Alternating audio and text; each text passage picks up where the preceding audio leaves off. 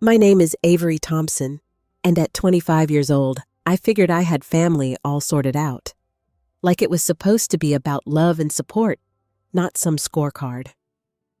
But growing up in my folks' world in Orlando, where status was king and everything boiled down to who you knew and what you drove, I learned quick that wasn't the case. The day I married Connor, my parents didn't even bother showing up. I called them right after the vows, my voice shaking, hoping maybe traffic or something held them back. Mom picked up, her tone ice cold. "Avery, we've talked about this. Enjoy your little ceremony with that truck driver of yours. We're not embarrassing ourselves by being there." Those words slammed into me like a gut punch, harder than anything I'd felt before. They had no idea the storm coming their way. The photo I snapped and sent later that afternoon? It had them lighting up my phone like fireworks, begging for answers in a frenzy. And before we get back to the story, would you be kind enough to give this video a like? You know, every single like means a lot to me. It's the kind of encouragement that keeps me creating and bringing you even better stories tomorrow. It all started in what most people would call paradise, our big ranch house in Windermere with palm trees swaying out front and a boat dock on the lake where we'd pretend to fish on lazy Sundays. But even back then, as a kid, I felt the cracks. Take Christmas when I was 8. I'd spent weeks practicing piano for the family gathering, fingers raw from scales, dreaming of that proud look from Dad. Instead, Declan, my big brother, waltzed in with a half-baked magic trick he'd learned from a YouTube video, and boom, parents clapped like he'd invented fire. "That's our star," Mom gushed, ruffling his hair while I sat there, my recital forgotten. Aunt Clara, Mom's sister who always showed up with homemade cookies and no judgment, pulled me aside later. "You're shining in your own way, kiddo," she whispered, slipping me an extra present, a book on stars, 'cause she knew I loved gazing at the night sky. But even her kindness couldn't erase that sting, the way it built up over years, making me question if I'd ever measure up. Fast forward to the wedding morning, and I'm pacing in that beachside cottage in Daytona, veil half-pinned, heart racing like I'd chugged too much coffee. Connor's texts kept coming, sweet ones like, "Can't wait to see you walking that aisle." But the empty chairs reserved for Mom and Dad gnawed at me. I dialed again, fingers trembling. Dad answered this time, his voice clipped over the line. "Avery, we're not coming. You know why." I pushed back, voice cracking. "Dad, it's my wedding. Please, just for today." He paused, and for a split second I thought maybe he'd soften, maybe recall that time I aced my science fair project, the one he barely glanced at. But no. "We've got commitments." "A trucker? Come on, that's not the life we raised you for." The denial looped in my head as Mom jumped on, echoing him. "Think of the family name, honey." Back and forth we went, my pleas bouncing off their walls until the line went dead, leaving me hollow. What they didn't know was Connor wasn't just any trucker. He had layers they couldn't imagine, smarts and drive that would flip their world upside down. But that reveal? It was coming, and it would hit them where it hurt. If this hits home, tap like and subscribe. There's more you won't see coming. Let me take you back to how it all began, growing up in that house where love always came with strings attached. Growing up in that Windermere house felt like living in a postcard. Big windows letting in golden Florida light, a pool shimmering out back, and a driveway packed with my parents' shiny SUVs, always the latest models. Mom and Dad, Lorraine and Harold Thompson, had built Thompson Pharmacies from a single storefront in downtown Orlando into a chain stretching across Central Florida. By the time I was old enough to notice, their empire meant cocktail parties with local bigwigs, name-dropping senators, and a social calendar that screamed success. But behind the polished exterior, I was always playing catch-up to my brother Declan, their golden boy, and the weight of never being enough settled deep in my bones. I was 7 when I first felt it sharp. I'd spent weeks coloring a poster for Dad's birthday, every crayon stroke careful, spelling out "Best Dad Ever" in bubble letters. I practiced holding it up in front of the mirror, picturing his grin. At the dinner table, I propped it against his wine glass, heart thumping. He glanced over, gave a quick, "Nice work, kid," and turned to Declan, who'd just mumbled about winning a soccer game. "That's my champ," Dad boomed, clapping Declan's shoulder like he'd scored the World Cup. Mom chimed in, "You should have seen the crowd cheer." My poster sat untouched as they planned a celebratory ice cream run for Declan. I stared at my plate, mashed potatoes blurring through tears I wouldn't let fall. Why wasn't my effort enough? That wasn't a one-off. At 9, I brought home a report card with straight A's, my hands sweaty as I slid it across the kitchen island. Mom scanned it, nodded, and said, "Good job, Avery." Then Declan strolled in with a B- in history, and suddenly it was a family meeting about how he's got so much on his plate with student council. They took him to the mall for new sneakers that weekend, while I got a pat on the head and a "keep it up." My best friend from school, Leela, caught me sulking on the playground the next day. "Your parents are weird," she said, kicking gravel. My mom framed my spelling bee certificate. Lila's house was tiny, her mom a single nurse, but they had this warmth, hot cocoa nights, real hugs, that made my big house feel hollow. The slights piled up, each one a little heavier. By middle school, I was desperate to crack their code. At the annual Thompson Pharmacy's picnic, a big deal where employees and their families mingled at Lake Eola, I thought I'd finally get their attention. I was 12, and I'd memorized a speech about teamwork to present to the staff, hoping to show I could be part of their world. I practiced for days, pacing my room, voice steady. But when the moment came, Dad waved me off mid-sentence. "Hold that thought, Avery. Declan's got the crowd with his magic tricks." There was my brother, 15, juggling oranges like a circus act, employees laughing. Mom beamed, whispering to a manager, "He's a natural leader." I stood frozen, script crumpled in my fist, cheeks burning as I slunk back to the picnic table. Lila, who'd tagged along, nudged me. "That was messed up. Your speech was awesome." But the failure twisted in my gut. Another swing and miss. The disparities got starker as we grew. For Declan's 16th birthday, they threw a bash at the country club, complete with a DJ and a cake shaped like a sports car. A week later, my 13th rolled around, and I got a card with a $50 gift card to Target and a "We're so busy with work, sweetie" from Mom. I overheard her on the phone later, bragging about Declan's party to a friend. "He's going places, you know?" I clutched that gift card, wondering what I was doing wrong. Was I too quiet? Not charming enough? The self-doubt gnawed at me, a voice whispering I'd never be their star. One summer, when I was 14, I thought I'd finally get a win. Our school's talent show was a big deal, and I'd spent months perfecting a piano piece, something classical to show I could shine too. Lila helped me pick a dress, blue and simple, saying it made me look like a star. I poured my heart into that performance, fingers flying over the keys, the auditorium lights hot on my face. The crowd clapped hard, and for a moment I thought, this is it. They'll see me. Backstage, I found Mom and Dad expecting a hug.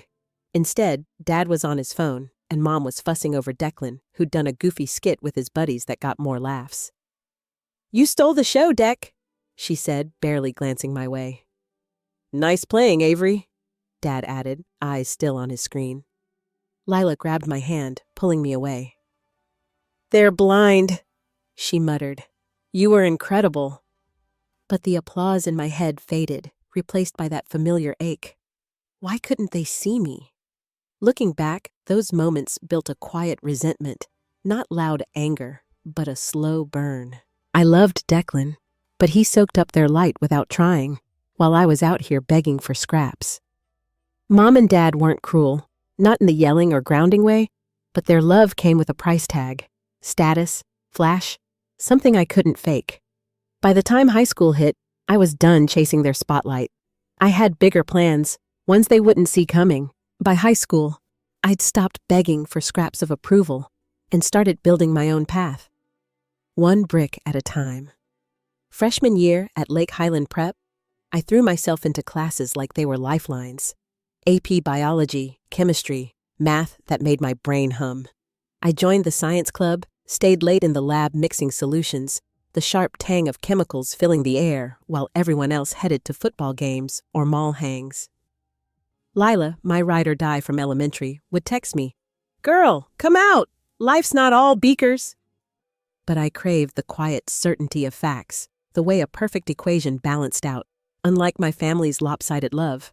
I pushed hard, acing tests, volunteering at the local hospital shadowing pharmacists, watching them measure doses with precision, helping folks who looked worn out from life. It fueled me, that sense of making a difference without fanfare. By senior year, it paid off. Valedictorian, full ride to the University of Florida for pharmacy. The day the scholarship letter came, I ripped it open in the driveway, sunlight glinting off the paper like a promise. "This is it," I whispered to myself, heart pounding. I imagined showing Mom and Dad, finally seeing that spark of pride they'd reserved for Declan. But at dinner that night, I slid the letter between their plates. Dad skimmed it, fork pausing mid-bite. "Not bad, Avery. UF's solid." Mom nodded. "Congrats, honey." Then Declan piped up about flunking a business elective at his community college, something about skipping classes for frat parties. "It's no big deal," he shrugged. Dad chuckled. "We'll sort it, son. Maybe a tutor from my network." They spent the rest of the meal brainstorming ways to bail him out, my letter forgotten on the table. I sat there, stomach twisting, the reversal hitting like whiplash. My big win, their shrug, his flop, their rescue mission. Lila called later. "They suck. Celebrate with me. Ice cream run?" We did, her beat-up Honda blasting pop tunes, but the victory tasted bittersweet. The summer before college, we took a family trip to the Bahamas, supposed to be a bonding thing, but it spotlighted the gaps wider than the ocean. Declan got the ocean view suite, his allowance bumped for exploring the island, while I shared a standard room with Mom, no extras. One night at dinner, overlooking the waves crashing under tiki lights, I mentioned my excitement for UF Labs. Dad waved it off. "That's great, but Declan's thinking FSU, full ride on us, right, son?" Declan grinned, clinking glasses. I poked at my conch salad, isolation creeping in like the humid air. Why fund his party school, but make me scrape for mine? The vacation soured. I spent afternoons alone on the beach, toes in sand, vowing to prove I didn't need their handouts. College hit, and the disparities ramped up. Parents insisted I take loans. "Builds character," Dad said over a crackly phone call, his voice echoing from some boardroom. Meanwhile, Declan transferred to FSU with a blank check. Tuition, off-campus apartment, even a used Jeep for tailgating. I moved into a cramped dorm, books stacked on a wobbly desk, and picked up shifts at the campus coffee shop to cover extras. The steam from the espresso machine burned my hands those first weeks, the hiss drowning out my exhaustion after late-night study sessions. But that's where I met Rita, the shop manager, a no-nonsense woman in her 50s with a smoker's rasp and stories from her nursing days. "Kid, you're grinding harder than these beans," she'd say, sliding me a free latte during slow hours. She became my unofficial mentor, teaching me to juggle orders and life. Don't let family define your hustle. Own it. Her pep talks kept me going, especially when I'd call home about a tight budget, only to hear, "Tough it out. Declan needs help with his rent spike." The denials escalated from small to soul-crushing. Sophomore year, my laptop died mid-term paper, screen flickering out like a bad omen. I scrimped from tips, skipping meals, selling old textbooks, to buy a refurbished one after 3 months. But when Declan mentioned his phone cracked during a spring break rager in Panama City, Dad Venmo'd him for the latest iPhone that same night. "He's networking," Mom explained when I questioned it over Easter break, her voice tinny on speaker. You understand, right? I didn't. Isolation wrapped around me like Gainesville's muggy fog. Nights in the library, fluorescent lights buzzing, while Declan posted party pics from his funded freedom. Rita noticed my slump one shift. Family's blind spots ain't your fault. Focus on that 4.0. You're building something real. Junior year, the loop hit peak. I needed textbooks for advanced pharmacology, $400 a pop. I asked for a loan from home, explaining the crunch. We'll see, Dad said. Weeks passed. Nothing. Meanwhile, Declan wrecked his Jeep joyriding. Insurance hike covered by them, no questions. Boys will be boys, Mom laughed it off. I took extra shifts, arms aching from frothing milk, eyes blurring from double duty. But I graduated summa cum laude, cap and gown, feeling like armor at the ceremony. Parents showed, but left early for Declan's important internship mixer. Proud of you, Dad texted later, but it rang empty. Out on my own, I landed a pharmacist gig at a Walgreens in Orlando, the fluorescent aisles a far cry from their empire, but mine. I rented a tiny apartment in Winter Park, peeling paint, but shelves I filled with my books, a coffee maker Rita gifted as a congrats. No more chasing their light.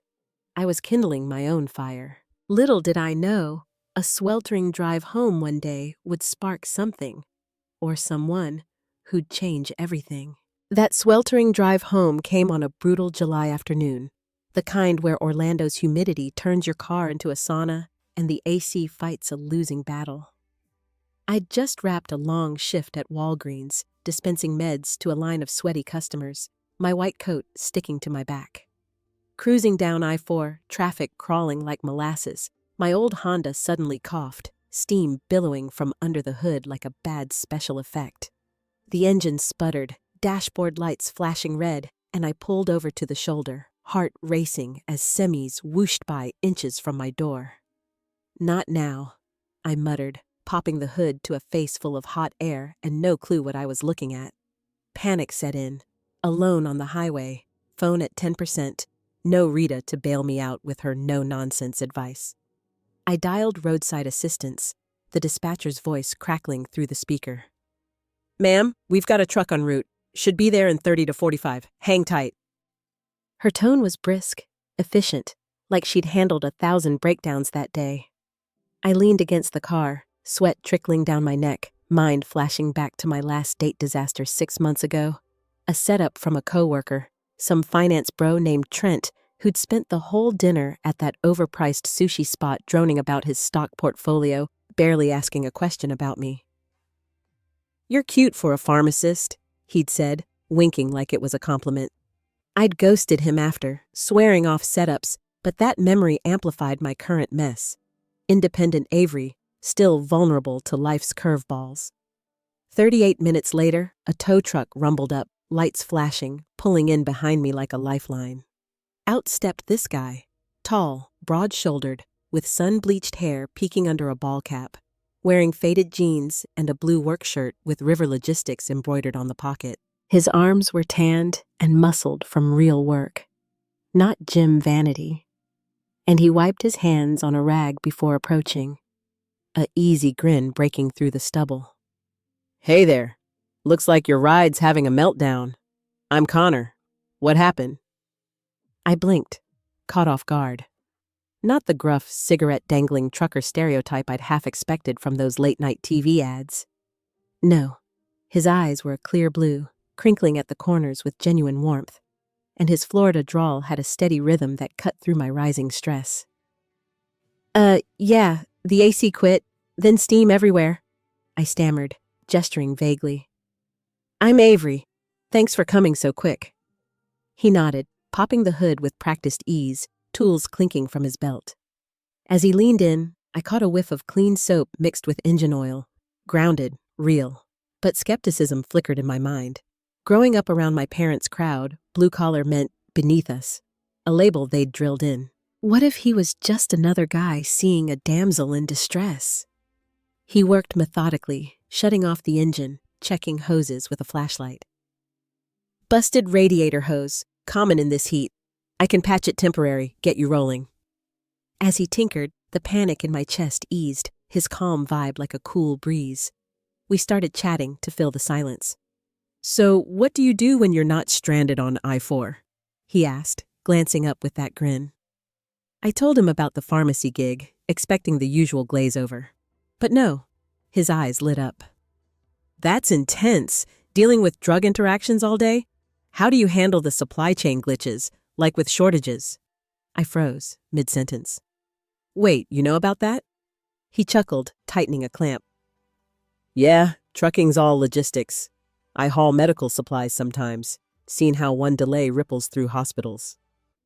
The reversal hit me. Here I was, skeptical of his world, and he was dropping smart questions that showed he got mine.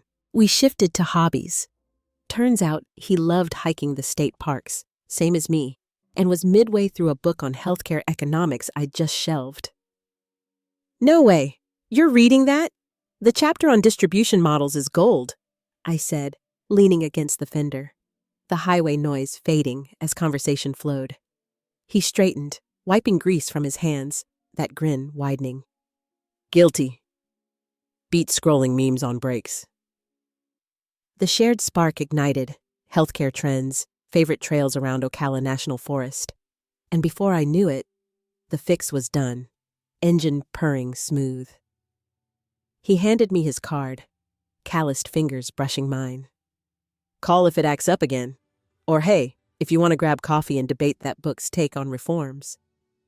I tucked it away, cheeks warming, not from the heat. "Yeah, maybe I will." As he drove off, waving, I sat in my cooled car, pulse still quick, wondering if this was the start of something real. Little did I know, our first date would seal it. That coffee date with Connor came 3 days after he fixed my car, and I was a bundle of nerves walking into the little cafe in Winter Park, the kind with mismatched chairs and the smell of roasted beans thick in the air. I'd spent way too long picking out a sundress, second-guessing if it was too much or not enough, my mind still buzzing from our roadside chat. Was Connor really as genuine as he seemed? Or was I just starry-eyed from the rescue? I'd been burned before, guys like Trent with their slick talk and empty promises, so a part of me braced for the catch. But when Connor walked in, jeans and a clean t-shirt, that easy grin lighting up his face, my doubts took a back seat. We grabbed a corner table, sunlight streaming through the window, and dove into conversation like we'd known each other for years. Over iced lattes, we swapped stories about hiking trails.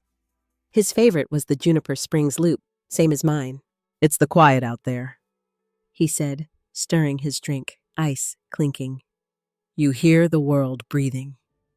I nodded, picturing the mossy paths, and before I knew it, we were geeking out over logistics again.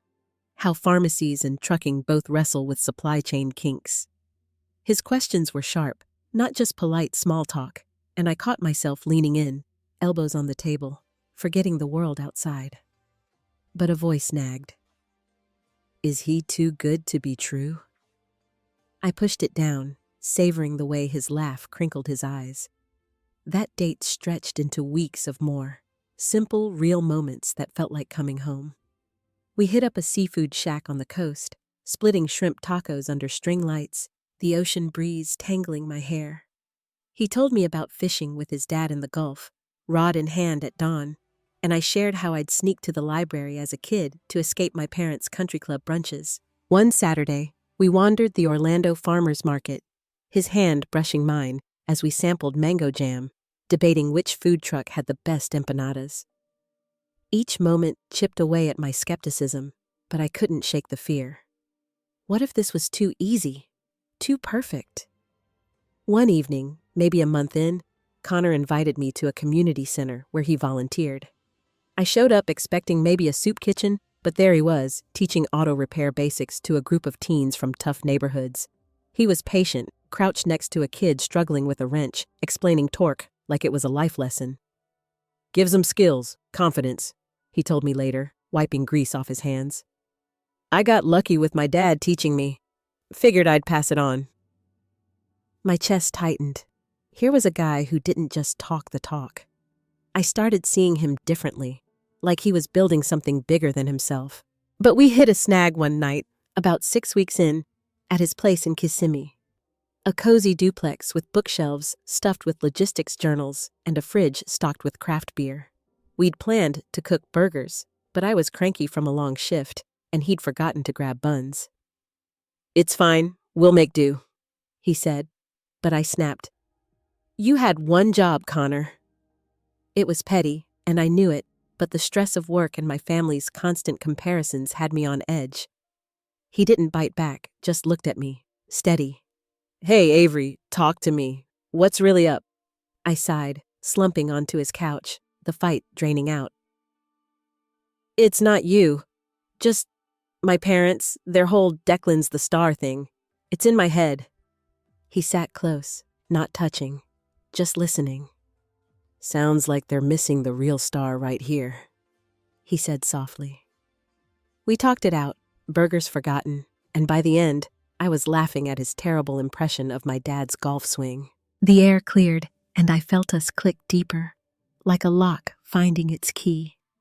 That night, as we sat on his porch, fireflies blinking in the humid dark, Connor opened up in a way that shifted everything. "You know, I wasn't always sure I'd keep trucking," he said, voice low, staring at the stars. "My mom passed when I was 15. Cancer. Fast. Dad leaned on me hard after, and taking over his rig felt like keeping him steady. But sometimes I wonder if I'm playing it too safe, sticking to what I know." His vulnerability caught me off guard, raw and unguarded, and I reached for his hand. "You're not playing small. You're out there helping people, living real." He squeezed my fingers, eyes meeting mine, and I knew I was falling, hard, no breaks. By month 3, I was all in, my heart racing every time he called. We'd hike Wakiva Springs, splashing through shallow streams, or binge documentaries on his beat-up laptop, debating healthcare policy like nerds. He'd tease me about my over-organized pill charts at work, and I'd rib him for his trucker playlists. Too much classic rock. But the way he saw me, really saw me, not as a Thompson or a pharmacist, but as Avery. Flaws, dreams, all of it, felt like a gift I'd never unwrapped before. Lying awake one night, his steady breathing beside me, I realized I wanted him to meet my family.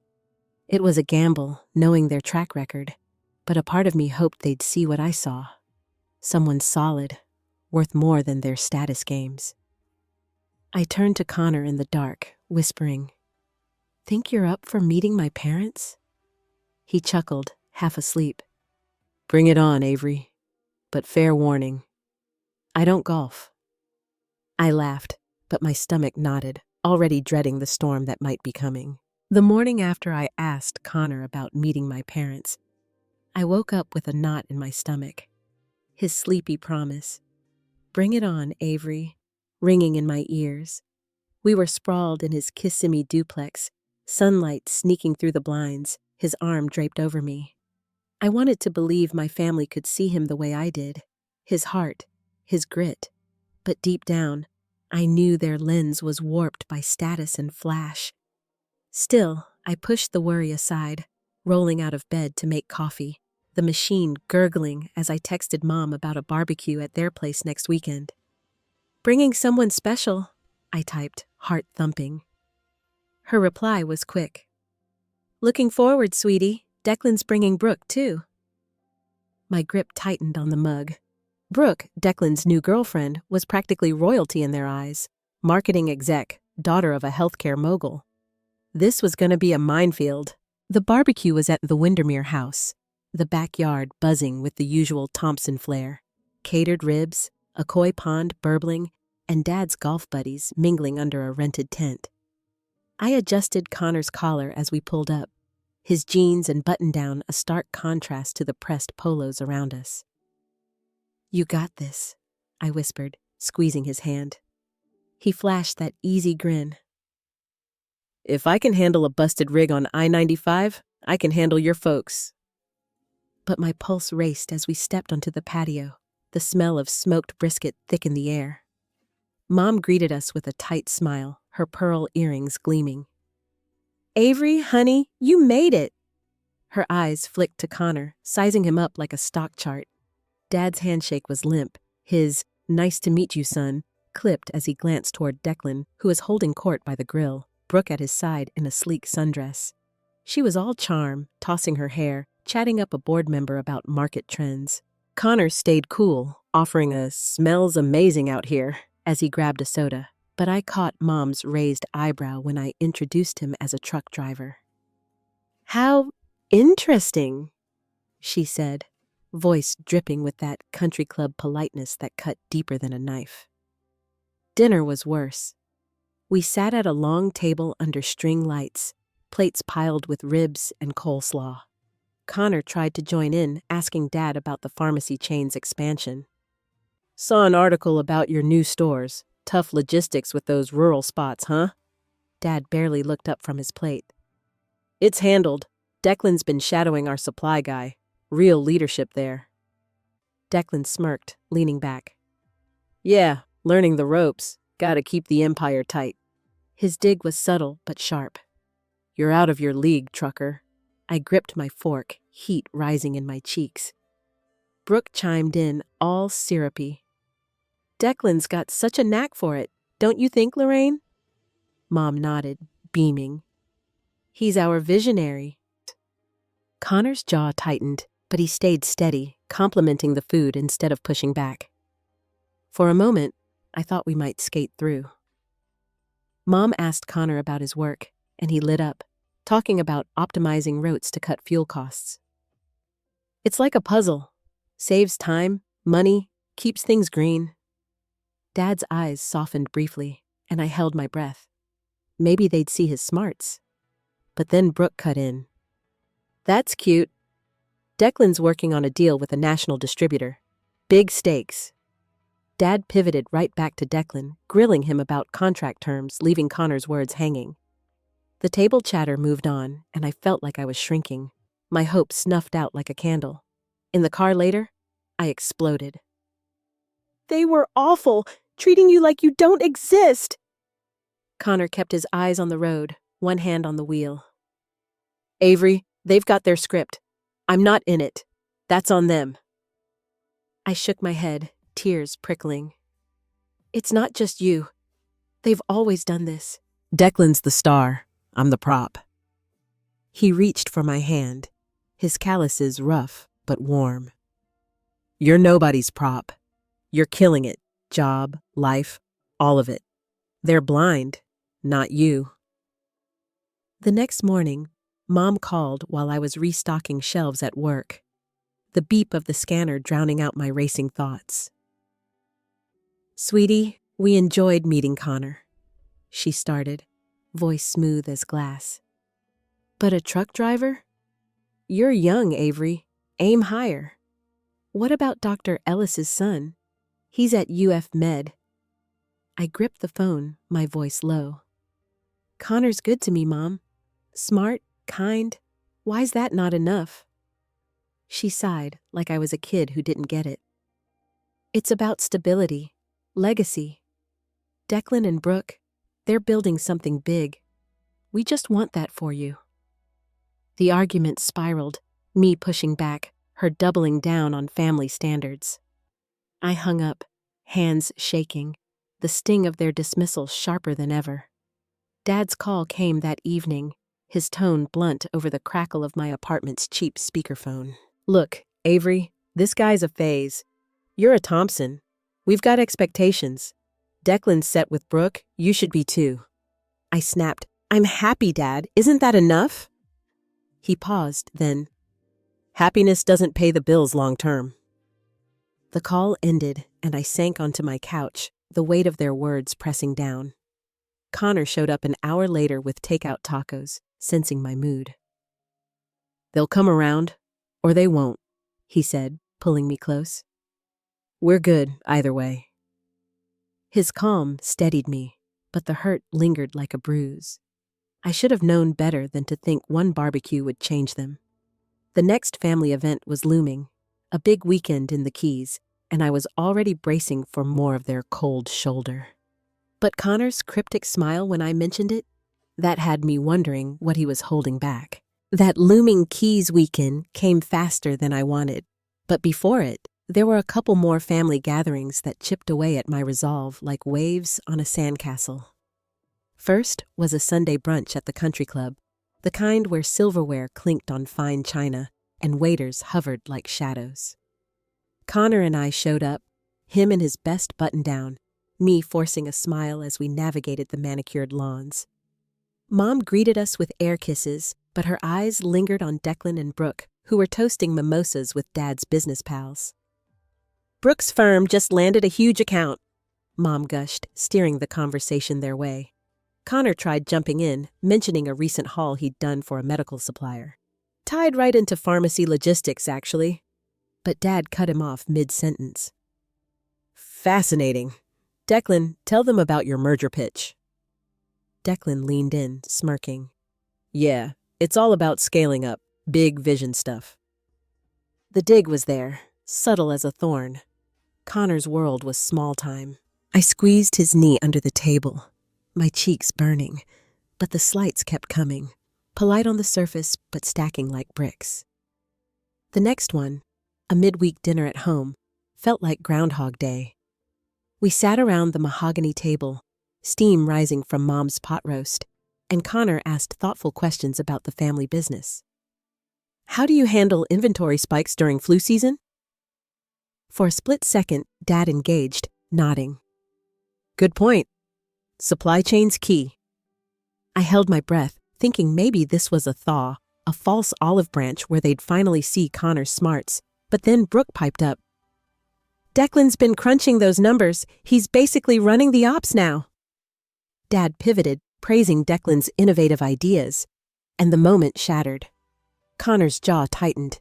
He leaned forward like he might push back, say something sharp about real-world grit versus spreadsheets, but he caught my eye, held back, and just smiled politely. Inside, I was churning. Why keep subjecting us to this? Maybe it's time to cut ties. Walk away from their toxicity. The thought looped in my head, a psychological tug-of-war between loyalty and self-preservation, leaving me quiet the rest of the night. By the time the Keys weekend rolled around, I was a wreck, but I agreed to go, hoping against hope for a reset. We drove down to the family's Islamorada house, a waterfront stunner with a private dock and infinity pool overlooking the turquoise Gulf.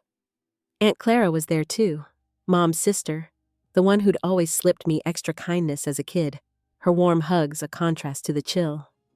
"Good to see you two," she said, pulling me aside with a knowing look. "Hang in there, kiddo." But the slights started small and built like a gathering storm. At the welcome dinner on the deck, tiki torches flickering against the sunset, Mom, accidentally, set the table for 7 instead of 8, scrambling to add a chair for Connor like an afterthought. "Oh, silly me," she laughed, but her eyes said otherwise. Saturday escalated. Dad dove into investment talk over breakfast, rattling off jargon about portfolios and yields that sailed right over Connor's head, or so he assumed. Connor chimed in once. "Sounds like optimizing routes in trucking, balancing risk and efficiency." Dad paused, almost impressed, but Declan snorted. "Yeah, but we're talking millions, not miles." Brooke giggled, adding, "Declan's got the Midas touch." The digs piled on, Mom praising Brooke's sophisticated vacation stories from Europe while ignoring our hike tales, Dad grilling Declan on golf scores with CEOs, treating Connor like wallpaper. By afternoon, lounging by the pool, the loop hit peak, Brooke and Declan dominating with tales of their power couple life, Mom nodding along, and me feeling like a spectator in my own family. Connor stayed unruffled, but I saw his fist clench when Dad dismissed his volunteer work as quaint hobby stuff. He opened his mouth, eyes flashing like he might finally snap. "Look, But he bit it back, exhaling slow, and excused himself for a swim. That night, the emotional dam broke as Connor and I walked the moonlit beach, waves lapping at our feet, the salt air thick and sticky. The day's microaggressions replayed in my head, each one a pinprick building to a wound, and I stopped, tears spilling. They're horrible. Why can't they see you? See us? My voice cracked, the internal debate raging. Cut them off, Avery. Protect this. Protect yourself. Connor pulled me close, his shirt damp from the spray. They see what fits their box. It ain't about us. There was an edge to his tone, a hint of something unsaid. I looked up, wiping my eyes. What aren't you telling me? He smiled, mysterious, the moonlight catching his face. Got something to show you back home? Might change the game. The rest of the weekend blurred in tension, but that hint lingered like a lifeline. As we packed to leave, Aunt Clara cornered me in the kitchen, coffee in hand. They're stuck in their ways, but you're breaking free. Proud of you. Her words bolstered me, but the drive back was silent, my mind spinning. Whatever Connor had up his sleeve, I needed it soon. These family ties were fraying fast. Little did I know, his invitation to his place the following weekend would unravel everything. The drive back from the Keys felt endless, the highway humming under our tires as palm trees blurred past. But Connor's mysterious hint from the beach kept replaying in my head like a stuck record. Got something to show you back home. His voice had that teasing edge, but his eyes were serious and it gnawed at me through the silence. By the time we hit Orlando traffic, I was a mess of curiosity and leftover hurt from the weekend's slights. You gonna give me a clue? I asked, poking his arm at a red light. He just grinned, that crinkle around his blue eyes making my stomach flip. Patience, Avery. You'll see Saturday. That following weekend, I showed up at his Kissimmee duplex around noon, the sun beating down on the cracked driveway, a faint scent of fresh-cut grass in the air. I'd been here before for movie nights, but this felt different, charged, like stepping into unknown territory. Connor answered the door in jeans and a faded tee, his hair still damp from a shower, and pulled me into a hug that smelled like soap and him. Glad you're here, he murmured, but there was a nervousness in his grip, a slight tension in his shoulders.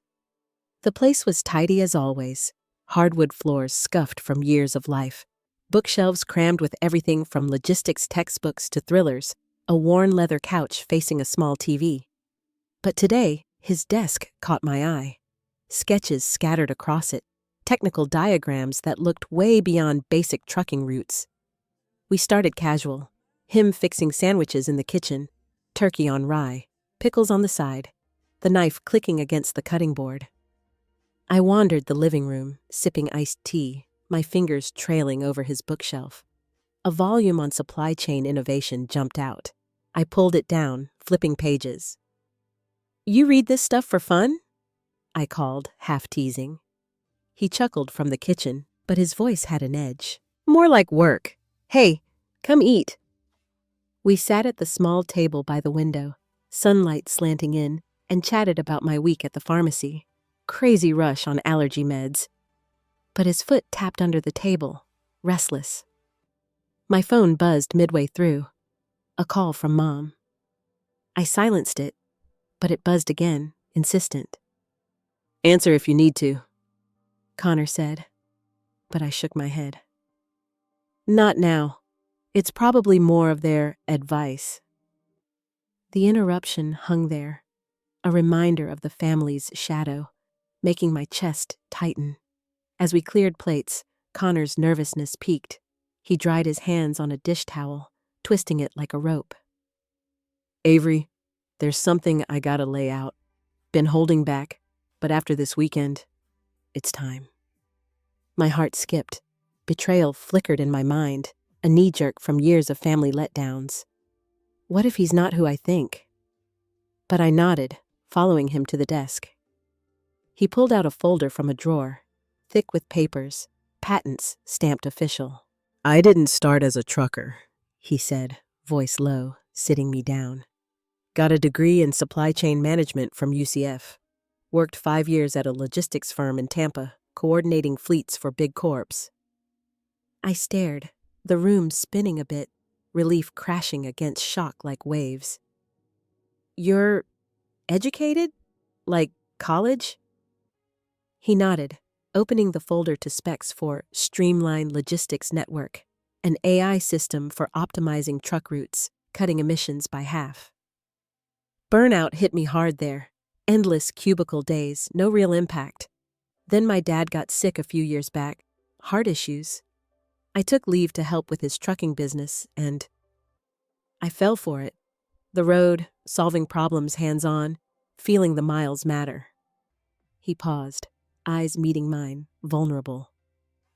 Dad recovered, but I didn't go back. Took over his rigs instead. But I never stopped tinkering. This system's my side hustle. Prototypes running on my fleet. The escalation built in my chest, from his nervous fidgeting to this full dump, my emotions swirling. Betrayal at the secret, but relief that it explained his smarts, his depth. "Why trucking, though? You could be in some corner office." He smiled rueful, the plot twist landing. "Freedom, Avery. No boardroom politics. Just me and the horizon. And yeah, proving I could build something from the ground up, not a desk." I flipped through the patents, diagrams intricate, his dad's name mentioned in the backstory. A tough old-timer who'd started with one truck, teaching Connor grit over gadgets. "But why hide it from me?" I asked, voice cracking, mixed feelings bubbling. Hurt he hadn't trusted me sooner, but glad it wasn't some dark secret.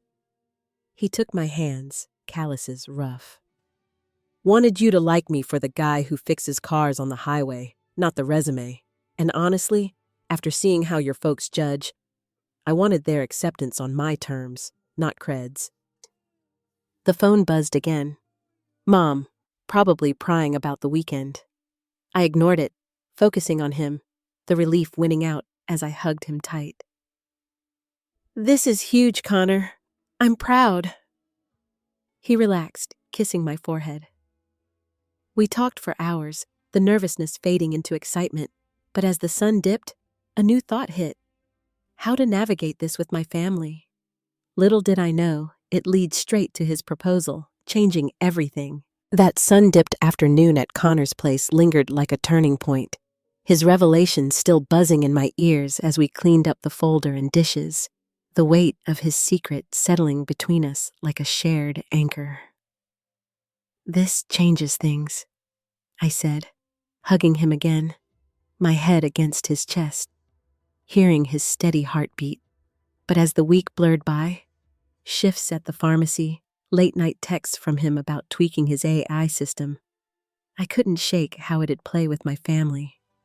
Part of me wanted to shout it from the rooftops, prove them wrong about him being just a trucker. Another part echoed Connor's words. Acceptance on our terms, not his resume. By Friday, he'd texted, "Beach tomorrow? Got something to ask." My stomach flipped, not from nerves, but that giddy rush of knowing we were solid, no matter what. We drove to Cocoa Beach the next day, the coastal highway winding past salt marshes, the air turning briny as gulls wheeled overhead. Connor parked near our favorite spot, a quiet stretch where dunes met the Atlantic, waves crashing in rhythmic thunder. We walked barefoot, toes sinking into warm sand, his hand in mine, calluses rough against my palm. "Remember our first hike?" he said, squeezing. "You in those beat-up sneakers, debating trail maps like a pro?" I laughed, the wind whipping my hair, but his tone shifted serious as we stopped by a cluster of seashells, the sun glinting off the water like diamonds. He turned to me, blue eyes locking on mine, and dropped to one knee, pulling a small box from his pocket. My breath caught. The ring was simple, an emerald-cut diamond in white gold, custom like he'd mentioned offhand weeks ago. "Avery, you saw me. The real me. No bells and whistles. You make every mile worth it. Marry me?" Tears blurred the horizon. I nodded, whispering yes, before pulling him up into a kiss that tasted like salt and forever. We celebrated that night with cheap champagne on his porch, fireflies dancing, but the high crashed when I thought of telling my parents. Should we spill about your background first? I asked, swirling my glass. Connor pondered, stars twinkling above. Let's give 'em a shot to celebrate us as is. If they can't, well, that's telling. I agreed, but doubt crept in like the evening chill, deep introspection hitting hard. What did family even mean if love came conditional, tied to status like theirs always had? Mia, my best friend from work, called the next morning while I stared at the ring. Girl, congrats, but your folks, tread light. They're all about the show. Her advice stuck. Protect your joy. Don't let them dim it. The call to my parents came that afternoon, my finger hovering over the button before dialing. Mom answered, her voice bright over the line. Avery, darling, what's new? I took a breath, excitement bubbling. Mom, Connor proposed last night on the beach. I said yes. Silence stretched, thick as fog. Mom? She cleared her throat. Oh, that's unexpected. You sure about this?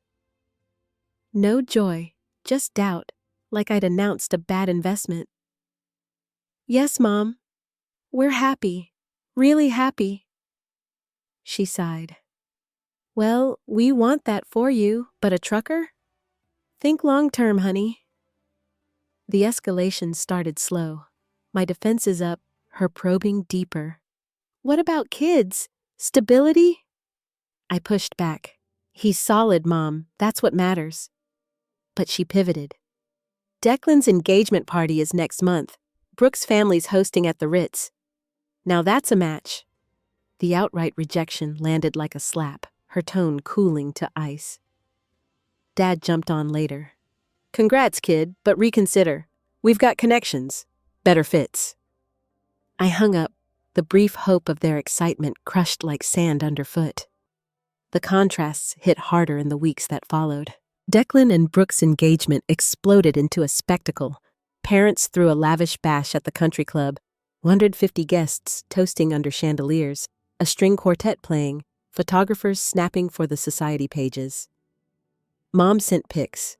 Brooke's massive diamond sparkling, Declan in a tailored suit, toasts flowing like champagne. For us, crickets.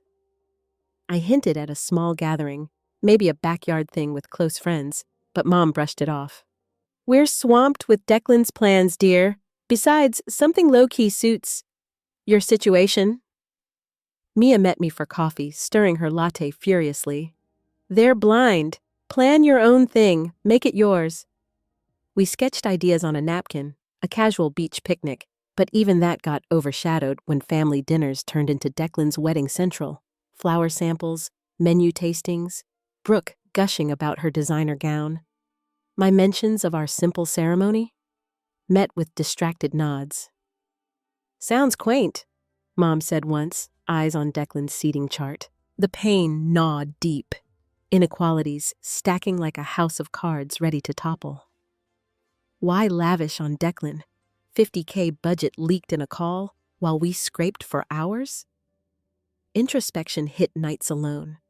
Their values, status over substance, had warped me for years, making me question my worth. Mia hugged me after one vent session. You're breaking the cycle. That's strength. But the hurt peaked at a family lunch, Dad casually mentioning a small gift for Declan's bash, a luxury honeymoon add-on, while ignoring our registry. Hope flickered when Mom texted a vague, "Congrats again," but it crushed quick. Brooke's shower is divine. Wish you had that. Rejection looped from doubt to dismissal, leaving me raw. As Declan's wedding loomed, a glittering affair promising more contrasts, I clung to Connor's ring, a beacon in the storm. But walking into that event, it'd test everything. Walking into Declan's wedding felt like stepping onto a movie set, all glitz and glamour that screamed Thompson money. The venue, a sprawling estate on Lake Butler, glittered under a September sunset, chandeliers sparkling in the grand tent, white roses cascading over every surface. and a string quartet weaving through the chatter of 200 guests in tuxes and gowns. I'd been roped into the role of glorified errand runner, Mom's sweet favor to help with last-minute details, despite my own engagement barely acknowledged. I adjusted my simple navy dress, smoothed my hair, and gripped Connor's hand as we navigated the crowd, his steady presence in a rented suit my only anchor. But inside, turmoil churned. Why am I here, playing second fiddle again? The extravagance, $50K rumored for flowers alone, stung sharper after their dismissal of our beach picnic plans. The ceremony was flawless, Brooke gliding down the aisle in a Vera Wang gown, Declan beaming like a prince. I stood at the back, checking seating charts, while Mom dabbed her eyes, whispering to a cousin, "Our boys made it." My role kept me busy, fixing place cards, signaling waiters, but the slight started early. At the cocktail hour, Aunt Clara, in her bright coral dress, pulled me aside, her warm hug a lifeline. "You're holding up great, kiddo. They don't deserve you." But then a distant uncle, glass of bourbon in hand, clapped Connor's shoulder. "Trucker, huh? Guess someone's got to keep the roads busy." His chuckle grated, and Connor's polite nod didn't hide the tension in his jaw. Another relative, some aunt I barely knew, cooed over Brooke's perfect match with Declan, then glanced at me. "You're next, dear? Something simpler, I assume?" The words landed like pebbles, small but bruising. Dinner under the tent was worse, the air thick with champagne and smug toasts. Dad stood, glass raised, voice booming. "To Declan and Brooke, building a legacy for the Thompsons." Cheers erupted, but his eyes skipped over me, sitting 2 tables away. Brooke's father followed, praising their powerhouse union, his words dripping with corporate pride. Then Declan took the mic, smirking. "Thanks, Mom and Dad, for everything. Y'all made this dream real. Oh, and Avery," he added, almost an afterthought. "Good job on the place cards." Laughter rippled, light but cutting, and I forced a smile, my fork digging into the filet mignon I couldn't taste. Always the prop, never the star. Connor squeezed my knee under the table, his eyes saying, "We're better than this." The escalation hit peak during the toasts. A family friend, some CEO type, raised his glass to Declan's bright future, mentioning their funded honeymoon in Bora Bora. "Harold and Lorraine know how to set their kids up right," he said, oblivious to the irony. My chest tightened. Our registry, a modest list for a blender and dishes, hadn't even gotten a glance. I caught Mom's eye, hoping for a nod, anything, but she was whispering to Brooke's mom, glowing. The overt snub burned. Their vision of family didn't include us. I leaned toward Connor, whispering, "This is torture." He murmured back, "We're here for you, not them. Hold tight." After the toasts, I slipped outside to breathe, the lake's cool air a relief from the stuffy tent. Declan followed, loosened tie and a beer in hand, his charm dialed up for the crowd but fading now. "Hey, sis, you good?" His tone was casual, too casual. I snapped, the turmoil spilling over. "No, Dec, I'm not. You get all this, flowers, trips, their pride, and I get nothing for my engagement? What's that about?" He shrugged, sipping his beer. "That's just how it is. Brooke fits their world. Your guy, he's different." The dig was blunt, and I stepped closer, voice low. "He's worth 10 of you." Declan raised an eyebrow, unfazed, and walked back inside, leaving me fuming. Aunt Clara found me by the water, her voice soft. "They're wrong, Avery. You and Connor? That's real love. Hold on to it." Her support was a twist in the night's script, a spark of warmth amid the cold, but it couldn't erase the sting. Back home, I called Mom to confirm our wedding details, our small beach ceremony 6 weeks away. Her voice was distracted, music from Declan's after-party in the background. "Avery, we're tied up. Declan's day was huge. Can't make yours. You understand?" I didn't. Dad echoed her the next day. "It's not personal, kid. We've got commitments." The final rejection hit like a wave, drowning any lingering hope. I hung up, tears falling, but resolve hardened inside me. I don't need their approval. I've got Connor, Mia, Clara. That's enough. As our wedding day neared, I focused on what mattered. Us. But standing on that beach soon, vows ready, I couldn't shake the feeling something bigger was coming. Something that turned their world upside down. The morning of our wedding dawned soft and golden on Daytona Beach. The kind of day where the ocean sparkled like it was in on the celebration. My parents' absence, confirmed by their cold calls after Declan's over-the-top wedding, still stung like salt in a cut, but I pushed it down, focusing on the now. Our ceremony was small, just 20 of us on a quiet stretch of sand, with driftwood arches draped in white linen and seashells scattered at our feet. I wore a simple lace dress, my hair loose, catching the breeze. Mia, my rock from the pharmacy, adjusted my veil, her grin wide. "You're glowing, girl. Screw the haters." Her words bolstered me, a shield against the ache of empty chairs where Mom and Dad should have been. Connor stood waiting, his suit a soft gray, that familiar grin crinkling his eyes as I walked toward him, barefoot, sand warm under my toes. Aunt Clara, our officiant, beamed from under her wide-brimmed hat, her presence a quiet gift after years of her subtle support. The vows were raw, mine about his steady heart, his about my fire to carve my own path. "You're my home, Avery," he said, voice catching, and I choked back tears as Mia and Connor's parents, Ellen and Tom, clapped loudest, their warmth wrapping us like a hug. Ellen, with her kind eyes and gray curls, squeezed my hand after. "Welcome to the family, sweetheart. We're thrilled."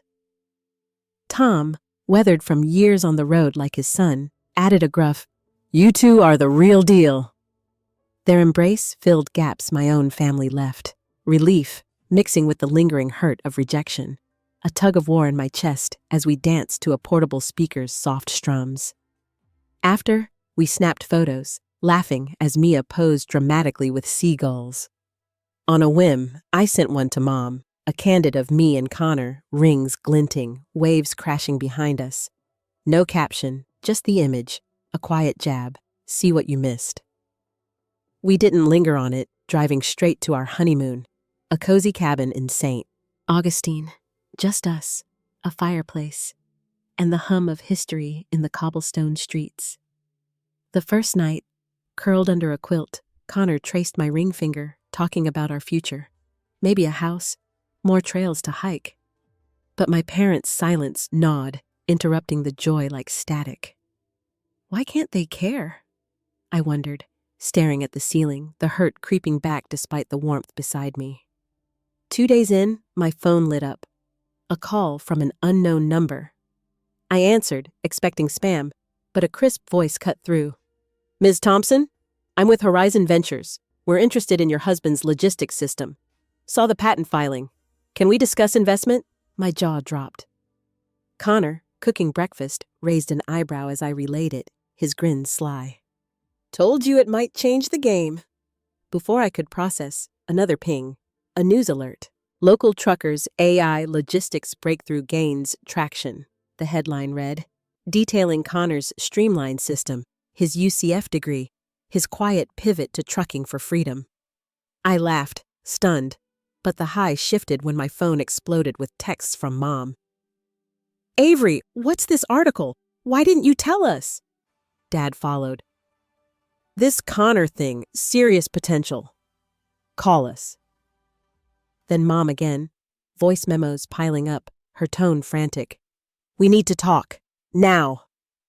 The escalation hit fast. Joy from our bubble colliding with their sudden interest. A plot twist that felt like a slap. Now they care? Relief at Connor's vindication clashed with old wounds. They'd ignored our love, our wedding, but jumped at his success. I showed Connor the messages, my hands shaking. "They're flipping because of the article, not us," I said, voice tight.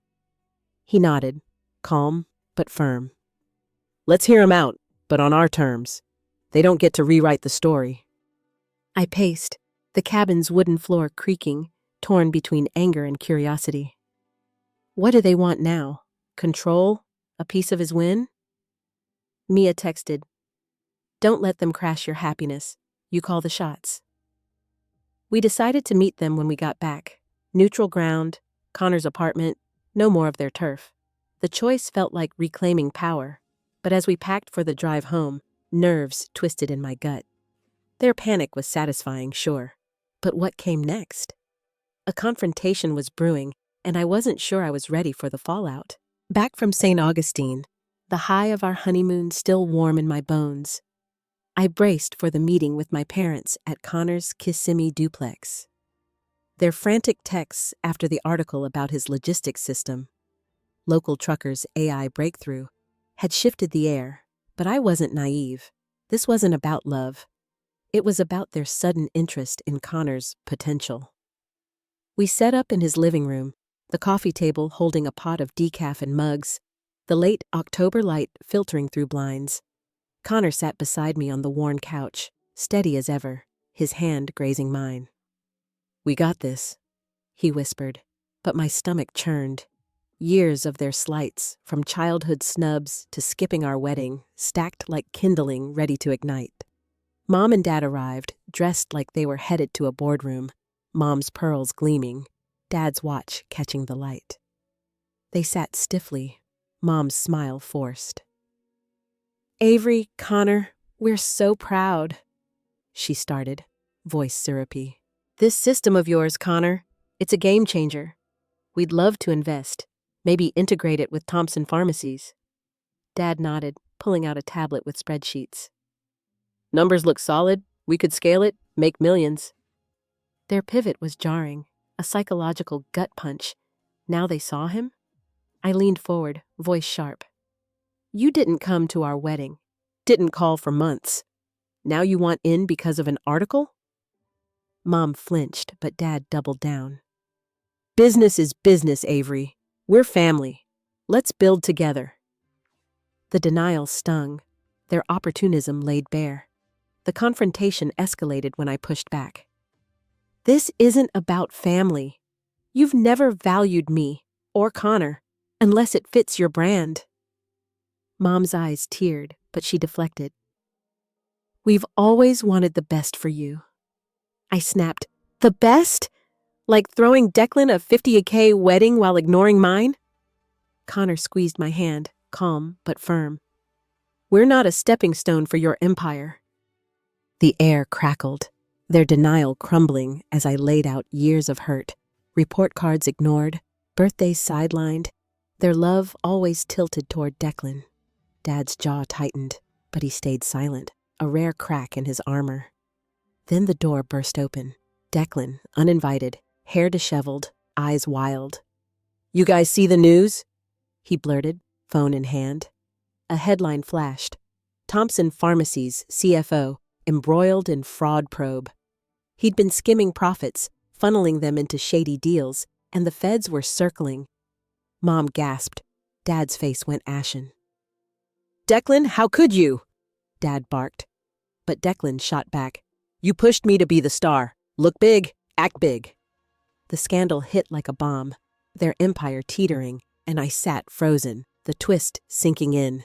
Their golden boy, their legacy, was the failure. Connor's arm around me grounded me, but the room spun with their chaos. Mom broke first, voice shaking. "Avery, we've been wrong. About you, Connor. Everything." Dad nodded, quieter now. We leaned on Declan. Thought he'd carry the name. You built your own way? We didn't see it." The admission was raw, a plot reversal I hadn't expected. Not just words, but a crack in their pride. They mentioned therapy, a suggestion from their pastor to unpack their blind spots. I wasn't ready to forgive. Not fully. The hurt ran too deep, a lifetime of being second best. But their acknowledgement felt like a start, fragile but real. Over the next months, things shifted slow. Therapy sessions, Dad grumbling about their touchy-feely shrink, forced them to face their favoritism. They called more, not about business but small things. Mom asking about my pharmacy shifts, Dad sharing a fishing story, awkward but earnest. Declan's mess unfolded, legal battles, their chain sold to cover debts. But it wasn't my weight to carry. I focused on us. Connor's system got funding from Horizon Ventures, and we moved into a fixer-upper in Winter Park, painting walls and planning a garden. Aunt Clara visited, her cookies still the best, and Mia threw us a belated housewarming, her laughter filling our new space. One night, under our porch light, Connor and I sat with beers, reflecting. "They're trying," I said, the lingering hurt softer now, like a bruise fading. "Maybe that's enough for now." He kissed my temple. "We're enough, Avery. Always were." The journey wasn't clean, scars don't vanish, but it was ours, built on love, not status. I'd learned to let go of their script and write my own. If this moved you, like, comment, and share, then subscribe and watch the next story on our channel. Your support keeps these stories coming.